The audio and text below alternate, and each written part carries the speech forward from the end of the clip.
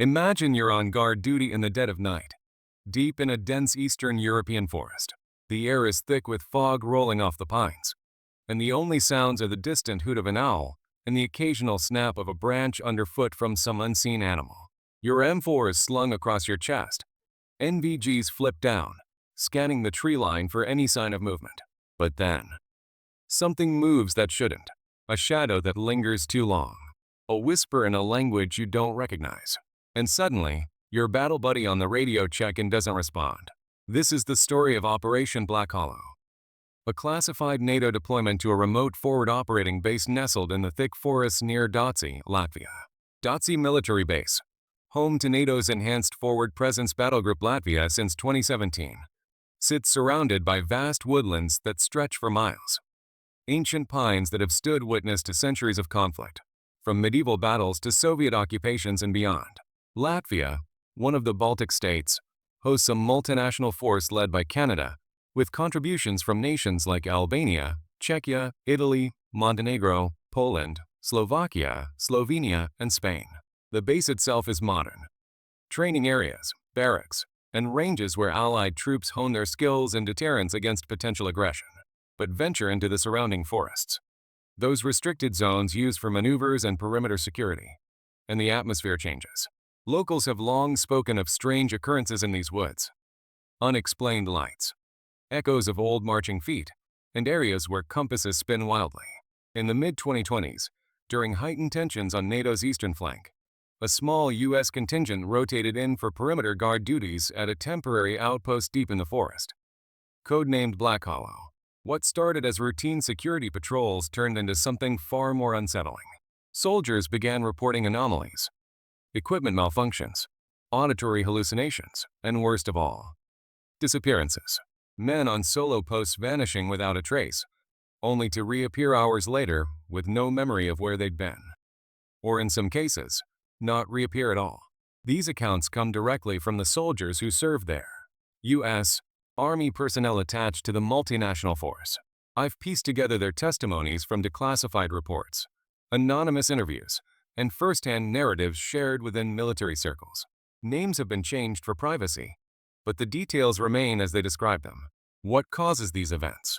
Magnetic anomalies from the dense iron-rich soil, psychological strain from isolated duty, or something older, tied to the land's violent history. Tonight, we'll let the soldiers tell you in their own words. This is Operation Black Hollow. Chapter 1. Arrival in the Pines. My name is Sergeant Alex Rivera, U.S. Army Infantry, attached to the NATO Enhanced Forward Presence Battlegroup in Latvia. We rotated in from Fort Drum, a full platoon tasked with reinforcing perimeter security at a remote outpost deep in the forest, codenamed Black Hollow.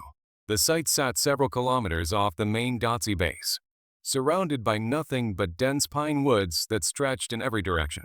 The convoy ride from Riga felt endless. Once we left the highway, the road narrowed to a single gravel track swallowed by trees. Sunlight filtered through the canopy in thin shafts, and the air coming through the vents carried that sharp, resin-heavy smell of Baltic pine. Locals back in town had warned our drivers to stay on marked paths in these woods. Old stories, they said, places where people went in and didn't always come out the same. We brushed it off as superstition. We were infantry. Forests didn't scare us. When we finally rolled through the gate, Black Hollow looked exactly like what it was. A temporary forward operating base thrown together for extended maneuvers. Prefabricated barracks modules, a couple of portable guard towers, concertina wire around the perimeter, and a small motor pool tucked under camouflage netting. The outgoing unit, a mixed team of Canadians and Poles, met us at the command tent for turnover. They ran through the standard brief, patrol routes, quick reaction force protocols, rules of engagement, radio frequencies, everything by the book. After the main brief, their platoon sergeant lingered while the rest of his guys loaded up. He pulled me aside, voice low enough that the others couldn't hear. Rivera, couple things they won't put in the official handover, he said. Keep your people in pairs after dark. Radio checks every 15 minutes, no exceptions. And whatever you do, don't let anyone wander off the marked trails. I asked him straight what he meant. He glanced toward the tree line, then back at me. You'll figure it out quick enough. Just don't ignore the signs. That was all he'd give. They mounted up and rolled out an hour later, leaving us with the base in the forest. We spent the rest of the daylight hours settling in. The barracks were old Soviet-era concrete blocks the engineers had retrofitted with new wiring, bunks, and heaters. Thick walls, narrow windows, heavy steel doors that groaned on their hinges. The floors were poured concrete, always cold no matter how high you cranked the heat. Everything smelled of damp wood, pine needles tracked in on boots, and that faint, lingering trace of old diesel from decades past. I drew the first tower shift that night, geared up with full kit, plate carrier, M4, NVGs, a thermos of coffee strong enough to strip paint. Climbing the tower stairs, the forest closed in around the outpost like a living wall. The perimeter floodlights pushed back the darkness a few dozen meters. But beyond that it was absolute black. No moon visible through the canopy. Just layer upon layer of pine trunks fading into nothing. I ran my initial scans with thermals. A few deer moving parallel to the wire. A fox darting across a clearing. Nothing else. The air was still, cold enough that my breath fogged even inside the tower cab. Radio traffic was quiet. The other posts checked in on schedule. Then the temperature dropped harder. Fast enough that frost started forming on the inside of the windows. I keyed the mic to report it, but before I could speak, the radio hissed with static. Underneath the white noise came voices, faint, overlapping, speaking in a language I didn't recognize. Not English, not Latvian, not Russian. Something older, rhythmic, almost like chanting. I transmitted, "Tower 2, say again last." My battle buddy in Tower 1 came back clear. -2. I didn't transmit anything extra. The chanting faded as quickly as it started. I scanned again. Nothing on thermals, nothing moving. I logged it as possible interference. These forests are full of iron deposits. Signals get weird sometimes. Later, the silence felt heavier. Then I heard footsteps below the tower. Slow, deliberate crunching on frozen leaves, circling the base. I flipped to white light and challenged. "Halt. Identify yourself." The beam cut through fog rolling in off the trees, but showed nothing. No heat signature, no movement. The footsteps stopped, then started again, closer to the wire this time. I called it in. The QRF rolled out in Humvees, dismounted, swept the entire perimeter with lights and thermals. They found nothing. No tracks in the frost. No broken branches. No sign anyone had been there. Back inside after shift change. The guys gave me the expected ribbing. "Welcome to Black Hollow, Sarge. The forest likes to play tricks on new rotations." I laughed along, but when I finally hit my rack, the barracks felt different. The concrete walls seemed to drink the light from the red lens lamps. Lying there listening to the building settle, I heard it, whispers filtering through the walls. Soft, insistent, like someone standing just outside the window speaking names I almost recognized. I told myself it was wind in the pines, branches scraping the roof. But the windows were sealed tight, and the whispers kept going long after the wind died. That was our first night in Black Hollow. We had no idea how much worse it would get. Chapter 2. Whispers on Patrol. I'm Specialist Jordan Hayes, from the same platoon as Sergeant Rivera. My primary duties kept me on dismounted patrols. Two-man teams moving along the marked trails that ring the Black Hollow outpost, checking for any breaches in the perimeter or signs of unauthorized entry. In daylight, those Latvian forests were almost peaceful. Towering pines formed a thick canopy overhead, filtering the light into green tinted patterns on the mossy ground. Streams cut quiet paths through the undergrowth, and the air carried the constant scent of resin and damp earth. But once the sun dropped, everything shifted. The trails narrowed, the trees closed in, and visibility under NVGs turned the world into an eerie monochrome. About a week into our rotation, Private First Class Ramirez and I drew the North Loop Patrol. We moved in standard fashion. Weapons at the low ready, 10-meter spacing. PVS-14s flipped down. The forest was dead quiet. No wind, no animal sounds. Just our boots crunching softly on the frozen leaves. We'd been out for nearly 2 hours when Ramirez halted ahead of me and raised a fist. "You copying that?" he asked over the headset, voice low. I stopped and listened. At first, only silence. Then it came. Whispers drifting through the trees from our left flank. Multiple voices, soft and overlapping, almost melodic. Women's voices, singing in a language that sounded ancient, maybe Old Latvian, or something deeper, pre-Christian. We pivoted toward the sound, rifles up. I swept the tree line with thermals. Nothing. No heat blooms. No shapes breaking the cold background. The singing grew clearer, pulling like a current. It felt inviting, comforting, like voices calling you home after a long day. Ramirez took an involuntary step off the trail, toward the source. Negative, I whispered sharply, grabbing his sleeve. Hold position. Stay on the azimuth. He blinked hard, shaking his head as if waking up. Roger, sorry. It just sounded like my sister singing. Weird. We forced ourselves back onto the trail and continued the loop. I called in the anomaly over the radio. Command logged it as possible auditory hallucination from fatigue or wind through the pines. But it didn't stop there. On subsequent patrols, other teams reported the same phenomenon. Ethereal singing drawing them deeper into the woods. Radios began glitching, cutting to static mid-check, or picking up faint overlays of those same voices beneath our transmissions. GPS units spun erratic circles, refusing to hold a fix even on clear nights. Corporal Lee, on a separate team, came back one morning pale and rattled. He swore he'd glimpsed figures standing motionless between the trunks, tall silhouettes in outdated greatcoats, like Red Army soldiers from the Great Patriotic War, just observing us from the shadows. We started referring to them privately as the Watchers. Sergeant Rivera responded by tightening our SOPs. No deviation from trails. Mandatory buddy system at all times. Radio checks bumped to every 10 minutes. Morale took a hit. Guys grew edgy, snapping at small things, sleeping poorly in those cold concrete barracks. Then came the incident that made it undeniable. It was my team again, relieving a static observation post. A reinforced foxhole dug into a small rise overlooking a shallow ravine. The soldiers we replaced looked shaken, eyes avoiding ours as they handed over the logbook. Rough watch, I asked the outgoing team leader. He glanced at Ramirez, then muttered. The ground. It felt wrong, like something moving under us. And the singing, closer than before. We settled in, pulling security in shifts. The whispers returned almost immediately, louder now, seeming to rise from the ravine itself. Beautiful, lulling, promising rest. Ramirez didn't answer his scheduled radio check. We found him 40 meters off post, standing stock still in a thicket, staring into the dark as if listening to someone just out of sight. When we pulled him back, he was ice cold to the touch, pupils blown wide. They're still here, he said quietly, voice not his own. The ones the forest never let go. They want company. He couldn't recall leaving the foxhole or how long he'd been gone.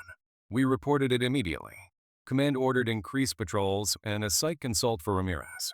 But deep down, we all knew this wasn't stress or tricks of the light. Chapter 3. The Empty Post. This is Staff Sergeant Marcus Thompson. I was the platoon sergeant under Rivera, responsible for keeping the whole outfit running while the forest tried its best to unravel us. By the end of the third week, the strain was visible on every face. Sleep came in short bursts, interrupted by whispers that seemed to seep through the barracks walls, or by the sudden, unexplained creaking of floorboards in empty rooms. Guys were jumping at shadows, double-checking locks, and brewing coffee strong enough to keep a corpse awake. Command attributed the reports to cumulative fatigue in an isolated environment. They flew in a combat stress team for evaluations. The docs handed out sleep hygiene pamphlets and recommended more PT to burn off nervous energy. We followed orders, but we knew it wasn't just stress. One night, I pulled fire watch inside the main barracks block. The building was quiet except for the occasional snort or murmur from the racks. I walked the halls with a red lens flashlight, checking doors and windows the way you do when something feels off, but you can't name it. Around 0300 I heard it. Muffled banging from the far end, coming from the locked storage room we used for excess gear. Steady, rhythmic thuds, like someone trapped inside trying to punch their way out. I woke the assistant fire watch, grabbed my rifle, and we cleared the room together. The padlock was still snapped shut from the outside. We opened it slow, pie plates up. Inside, nothing but stacked ammo cans and folded cots. But the air hit us like walking into a freezer. Our breath clouded instantly, even though the heaters were running full blast.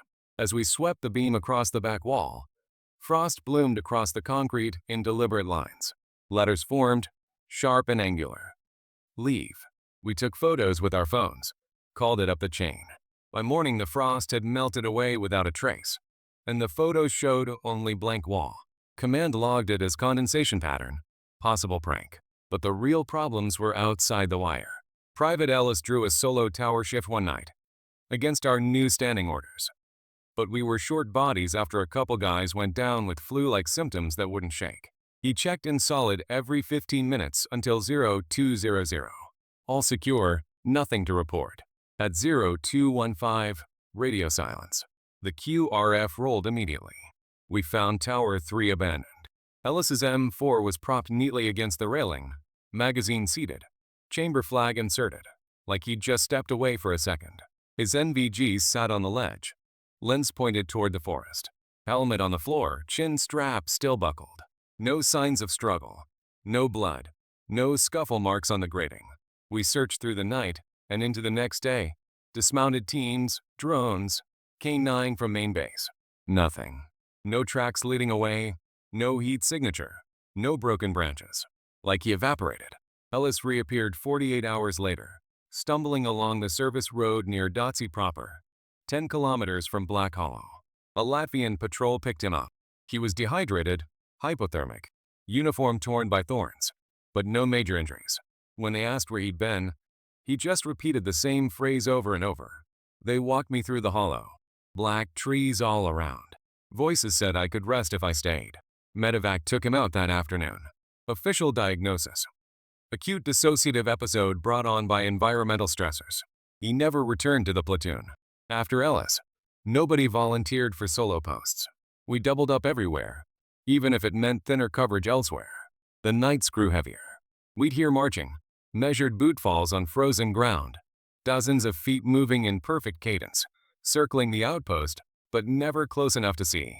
Thermals stayed cold. No shapes, no blooms. One dawn patrol came across a line of old fighting positions half buried under decades of pine needles. Narrow trenches, rotted sandbags, rusted helmet fragments. Scattered among the leaves were bone fragments. Human, small, bleached white.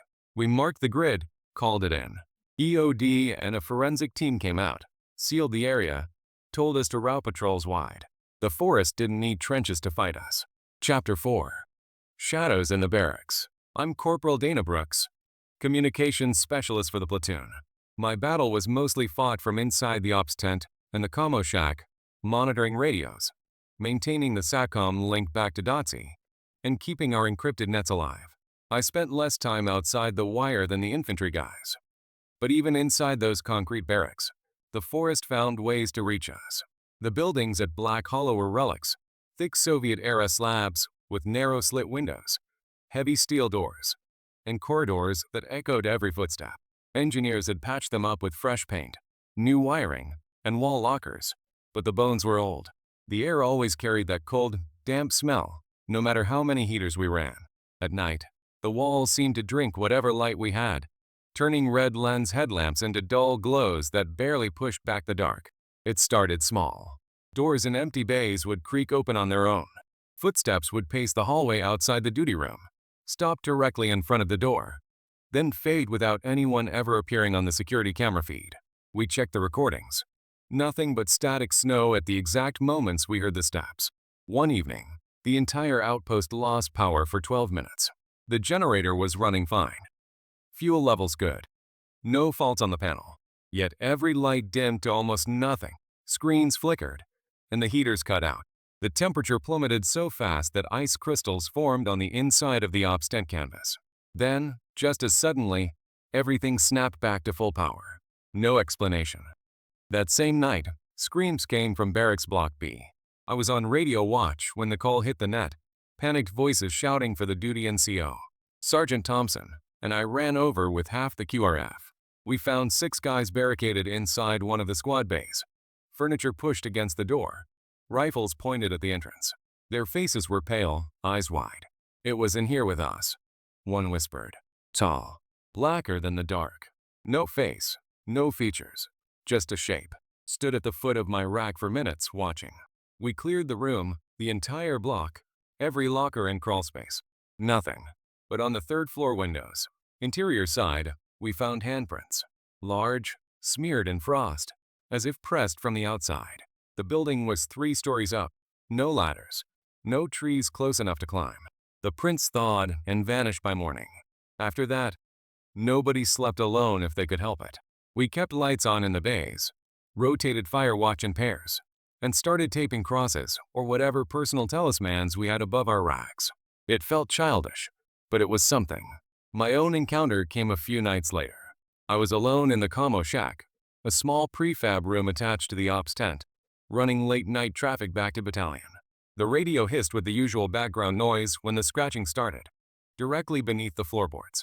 Slow, deliberate, like fingernails dragging across wood, searching for a weak spot. I froze, hand on my sidearm. The scratching moved in a straight line, paused under my chair, then continued to the far wall. I keyed the internal net. Ops, this is Como. Hearing movement under the shack. Request security sweep. Thompson sent a team. They lifted the floor panels with pry bars while I covered the door. The crawl space was empty, just insulation, wiring, and frozen dirt. But the soil was disturbed in a perfect trench, as if something had burrowed straight through. In the middle of that trench lay a rotted cloth patch, a faded red star on olive drab, old Soviet uniform insignia. We bagged it, reburied it deeper outside the wire, and said nothing official. The disappearances moved inside after that. 2 soldiers from 2nd Squad vanished from their racks during the night. 1 minute they were there for head count. The next paycheck, their bunks were empty, blankets folded, weapons secured, like they'd gotten up voluntarily and walked out. We locked down the entire outpost, searched every building, every vehicle. Nothing. 3 days later, one came back. We found him just before dawn, sitting cross-legged in the middle of the clearing we'd started calling the Hollow. A perfect circle 50 meters across where no trees grew, no grass, just bare frozen earth. He was staring up at the sky, lips moving silently. When we approached, he didn't resist. His skin was ice cold, eyes unfocused. "They're waiting below," he said in a flat voice. Rows and rows of them. Said we could join if we were tired. We carried him to medical. He never spoke coherently again. Catatonic within hours. The 2nd soldier was never found. From that point on, the barracks no longer felt like shelter. Chapter 5. The Hollow calls. Sergeant Alex Rivera again. By the start of our 2nd month at Black Hollow, the outpost felt less like a forward operating base and more like a siege camp. Half the platoon was on limited duty, heads full of fog, eyes ringed black from nights spent listening to things moving just beyond the walls. Sleep aids didn't help. The whispers followed you into dreams. Command authorized an early rotation out, but relief was still weeks away. We had to hold. The worst night came under a full moon that somehow clawed its way through the canopy, bathing the forest in cold silver light. Every pine needle cast a sharp shadow, and the air hung so still that sound carried for miles. No wind, no insects, no distant animal calls, just absolute silence pressing in from the trees. I was QRF leader that shift, bunked in the ready tent with a 5-man team on standby. We were running hot, full kit, weapons loaded, engines idling on the Humvees outside. The call hit the net like a gunshot. Tower 3. Multiple contacts. Shadows moving inside the wire. Repeat, inside the wire. We rolled hard, lights off, and VGs down. Arrived in under 2 minutes to find Specialist Ungwen alone in the tower cab, rifle trembling in his hands, staring out at the clearing. They came straight out of the trees. He kept saying, "Old uniforms, faces. Wrong. Hands like bone." Grabbed my vest, pulled me toward the ladder. The tower was empty except for him. No brass on the floor. No impacts on the panels. Nothing to show he'd even fired. But the ground below was torn up with footprints. Dozens of them. Bare feet and old-style boots. All converging from the tree line and then leading straight into the forest. They stopped at the wire, then simply vanished, as if whatever made them stepped over or through. We formed a hasty perimeter and followed the trail. It led deeper than any of us wanted to go, along a path that hadn't been on our maps. Branches closed behind us like curtains. The moonlight barely reached the ground. After 20 minutes, the trees opened into the hollow, the barren circle we'd all learned to avoid. 50 meters across. Not a blade of grass, just hard-packed earth frozen solid. In the center stood the missing soldier from 2nd Squad, the one who'd never come back after vanishing from his rack. He was motionless, arms at his sides, face tilted toward the moon. His uniform was pristine, not a terror stain, like he'd just stepped out for formation. We approached slow, calling his name. No response until we were 10 meters away.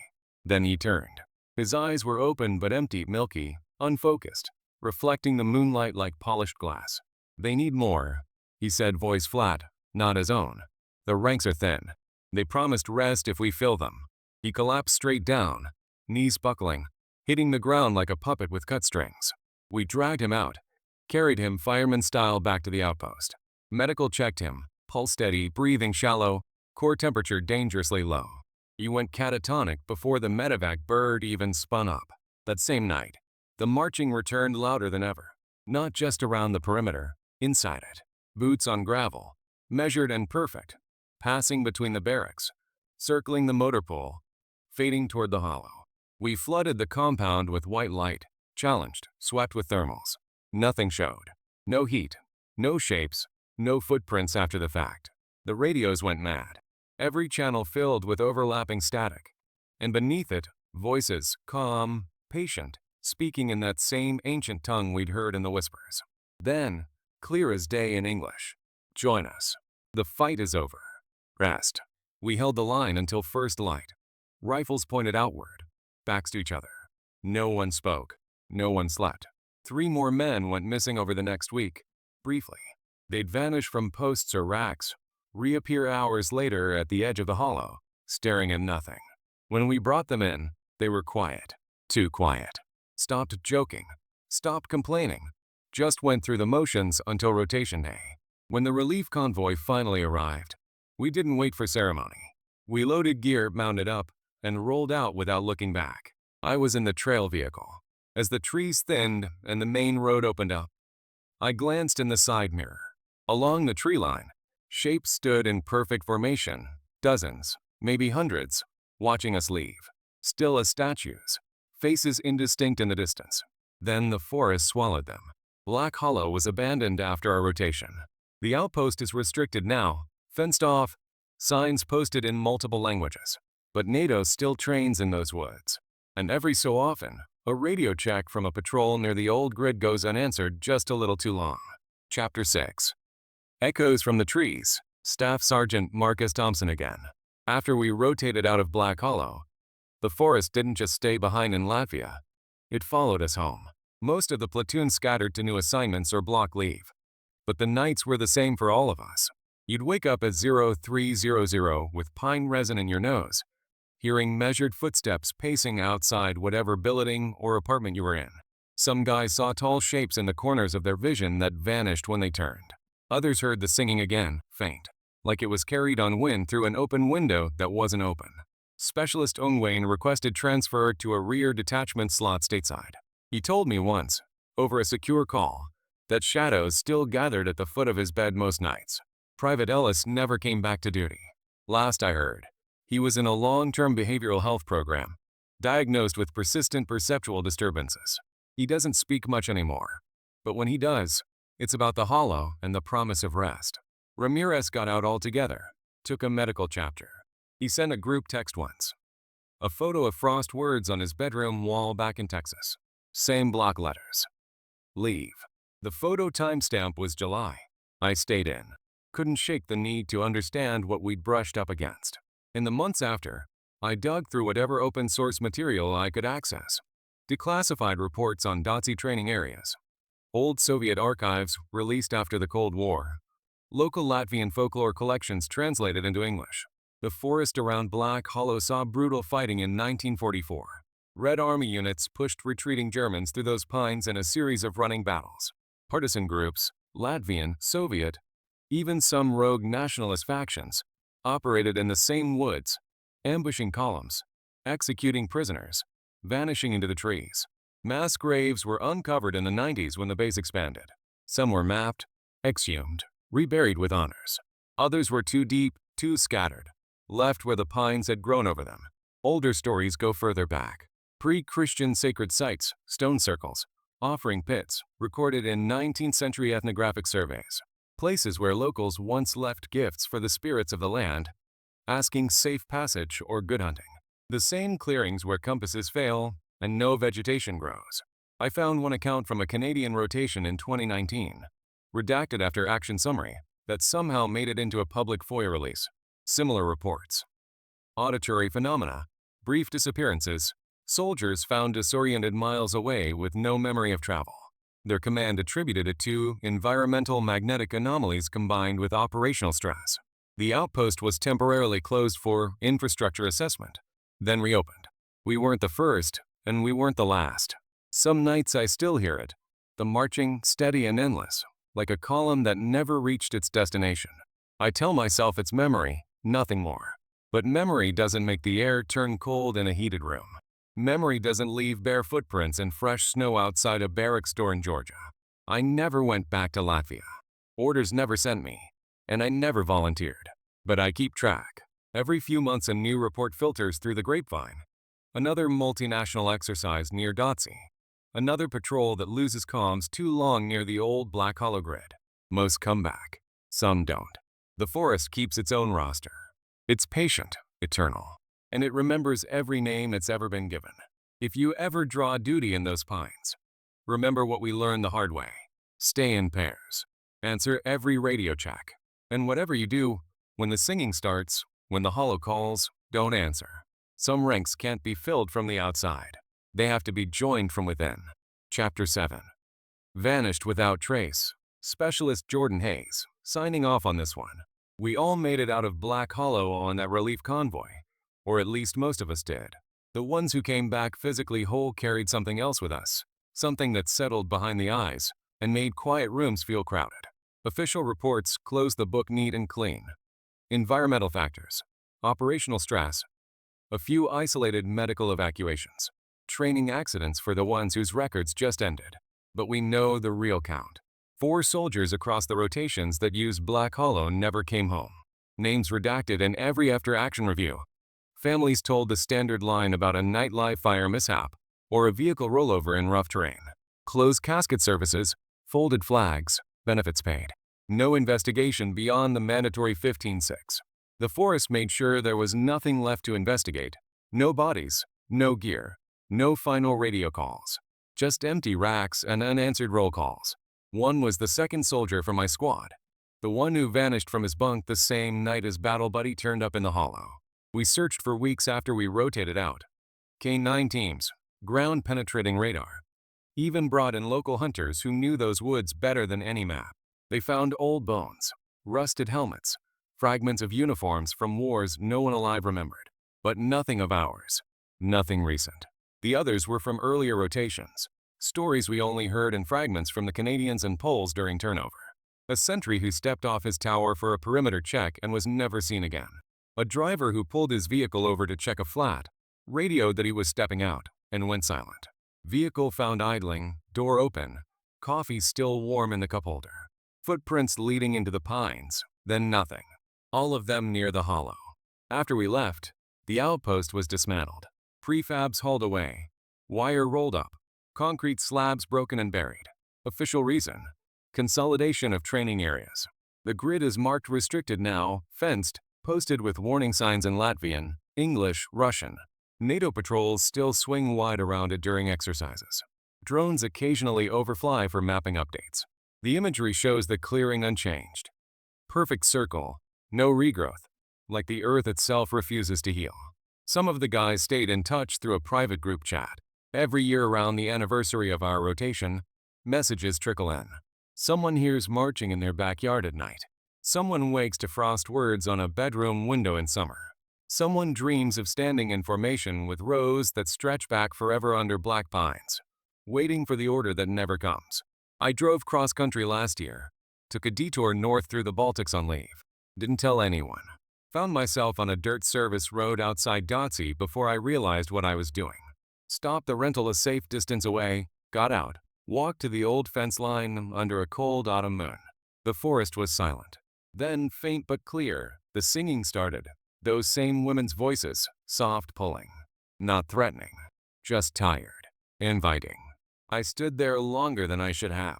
Long enough to see shapes moving between the trunks at the edge of the hollow. Formation perfect, patient. I got back in the car and drove south without stopping until the sun came up.